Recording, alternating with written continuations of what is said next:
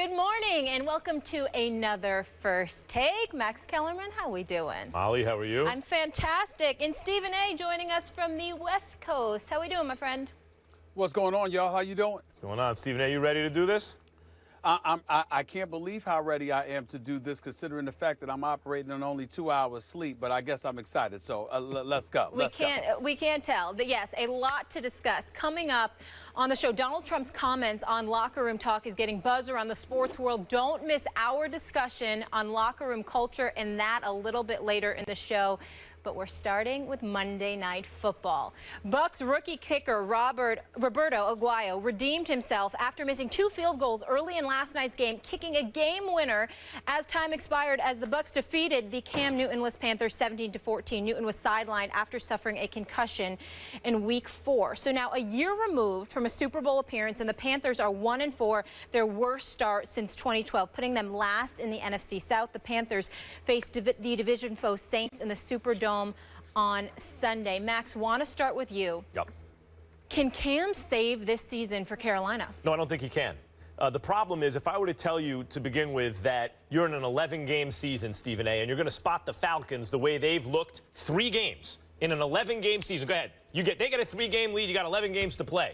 That's unlikely you're going to overtake them. So you're really looking at a wild card, I think. I think the Packers are going to be right there. And as it turns out, the NFC East isn't as bad as we thought. And even if it is, and this is an illusion, you got a 4-1 team, you got a 3-1 team. The records are just going to be hard to overcome. Furthermore, Cam missed this week because of a concussion protocol. That's not something that just goes away. That's something that's going to be there all season. And the likelihood of another incident, knock wood it doesn't happen, but the likelihood of another incident, not only playing behind that line, which went from good to bad in a hurry, but also the fact that he plays out of the pocket so much because they rely on him as their de facto running back, and he gets hit so much more than any other quarterback in football by miles. He gets hit more than Andrew Luck, more than Russell Wilson, more than any other quarterback who's mobile and also plays out of the pocket, more than any other quarterback who does that with a bad offensive line. I think that adds up to potential trouble going forward, not to mention the fact that the worry that they could be suffering from an NFC championship hangover. I mean, you'd hope the fact that they didn't win the Super Bowl would have motivated them, but there was always the chance that having had so much success, 2 losses, including the Super Bowl loss, only 2 losses on the season, maybe there'd be a hangover. And in fact, that's what you have seen so far, I think. This is a very physically big team who sometimes give me the impression, Benjamin on his routes, Cam, whether he's holding the ball, waiting a little too long, or running outside the pocket, they give me the impression that they think that they can just go out there and kind of impose their physical selves on their opponents. That's not the way it works. I don't see how Cam can right this ship in time to have a good enough record to make these playoffs.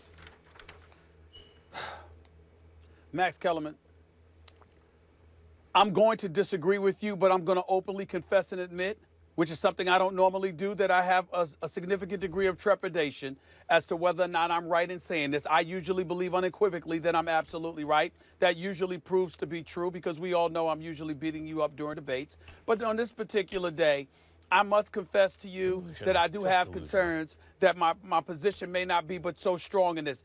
Panthers defense was poor last night. It was poor against the run. Coming into the game, it was poor against the pass. The decision to let Josh Norman go may come down as one of the all-time blunders because clearly their secondary simply is not the same. The front 7 has to overcompensate. As a result, their defense is out of whack. Teams know it. And on a week-to-week basis, whether it's the passing game or the running game, somebody always finds themselves taking advantage of the Carolina Panthers defense. And the offense ain't that much greater. Without Jonathan Stewart, they can't seem to run the ball effectively. Otis Payne, got 85 yards rushing. And everybody wants to act like this a cause for celebration. These guys are simply not in sync. There were 4 turnovers. 3 was by a backup quarterback and Derek Anderson. That's why he's a backup, because we all know he's had that in him, because he had that in him in his career long before Cam Newton ever arrived. And, of course, Cam Newton wasn't playing last night because he's a bit concussed. So we take all of those things into consideration, and it's clear that there's a lot of situations that you could look at the Carolina Panthers and say, you know what, they're in a world of trouble. But what I would say to you is this. They still have New Orleans on their schedule twice. They still got another date against Atlanta at least one time. along with Tampa. And I look at the Carolina Panthers, and I say to myself, as tough as their schedule may be, having to go against the NFC West as well, having, I think San Diego on their schedule as well, along with a couple of other teams in the AFC West. I just look at it from the standpoint that desperate times call for desperate measures. And if Cam Newton is that first-tier quarterback that you say he is, Max Kellerman, remember, I'm the one that said he's second-tier. You said he's first-tier. You're also the one who said they were going to win the Super Bowl. You also said Carolina would win the Super Bowl. Hold on, wait a minute. You don't get to bring that up on me right now because, again, I'm be still the guy holding who on for says dear Cam life. Newton's tier 1. You'll be the guy who says the Panthers are going to win the Super Bowl. How's that? That's right. Okay, That's right. good. But I'm saying to you that before you so rudely interrupted me, I am conceding and confessing to you. I know what my pick was. I am struggling with it. It is hurting me right now. I got it. But I got to hold on to what I hold on to. And that is before the season began, I sat up there and we had a big argument as to whether or not Cam Newton was first tier or second tier. My specific example to you, Max, was this. I need to see more. I know what he did. I know what he's capable of doing, but first-tier dudes are guys who do it over and over and over again, and that's what I needed to see. Cam was out last night. When he gets back, we'll see. But the reason I'm holding out hope is because these boys with Kuechly, with Thomas and the crew, I think that combined with Cam Newton, it's one of those situations where you're desperate right now. Does it look bleak? Hell yes, it looks bleak. But I'm holding out hope for dear life that the Carolina Panthers will get it together. You don't even have to win the NFC South, the NFC South. You can get a wild card spot. The objective is to get in. And as long as they get in, they will have salvaged their season, and I'm not ready to rule out that they're not going to get a wild card spot as of yet. I mean, I think Cam is actually the least of their problems when he's on the field, even if he's holding the ball too long, even if he's not sliding when he should. He's the least of their problems. Not blocking from him is a problem. But he's a big solution.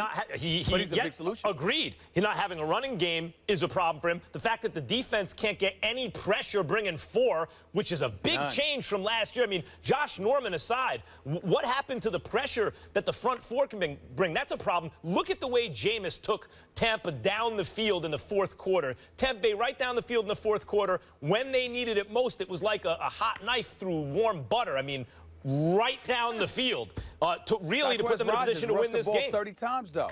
He rushed the ball 30 times, and Tampa Bay, despite knowing that Carolina's secondary was suspect, still ran the ball 37 times and only threw it 30. Everybody was saying coming into the game, everybody should throw the football more because you know that guys are going to get rid of the football quicker. And more importantly, when your secondary is suspect, I mean, you replace Josh Norman, one of the guys you replace him with, you already cut. He's not even on the roster anymore. And then when you take that into consideration and the fact that teams don't have to worry about the secondary the way they used to, they can get rid of the ball quicker, which is why you're not getting the pressure that you alluded to from the front 7. You mentioned, by the way, the schedule, and they have no kind of killer schedule. I agree with that. And at first, when I was thinking about this, I thought, you know what, given that schedule, maybe they could. They're not going to overtake the Falcons, but maybe they can win a wild card. But you start to think about it like Arizona is the same kind of team as Carolina in the sense that people thought they were going to do something this year, and so far they've come short. They're just as desperate as Carolina. And so you get Arizona at home, but still, you're playing a desperate team, and every game in the rest of your schedules must win.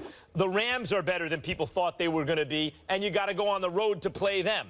Kansas City is Kansas City. Oakland is either they're ready or they're like one step away from being ready, but they have a high-flying offense. You have to go to Seattle. That's a very tough game for anybody, especially this Panthers team right now. So even the schedule, and this is what happens when you're just not that good. You know, if you could think of someone as a Super Bowl contender, you look at this schedule, you go, it's pretty good. You think of them as a team that's struggling, all of a sudden the schedule starts to look a lot harder. You can't afford 4 more losses on the season, and I can see 4 losses here very easily. Well, I'm saying you could see 4 losses there very easily, but just like we didn't see 15-1 coming, we may not see a comeback coming. Don't get me wrong. Like I said, this is one of those rare moments in your history with First Take where you actually have a very poignant argument that is not penetrable at this particular moment in time. You're gonna have to... I'll concede that. It's a rare moment. Enjoy the moment. This is a special moment Stephen for you, A., I know you're going on 2 hours sleep. I know you're going on 2 hours sleep. Did you forget what rare means?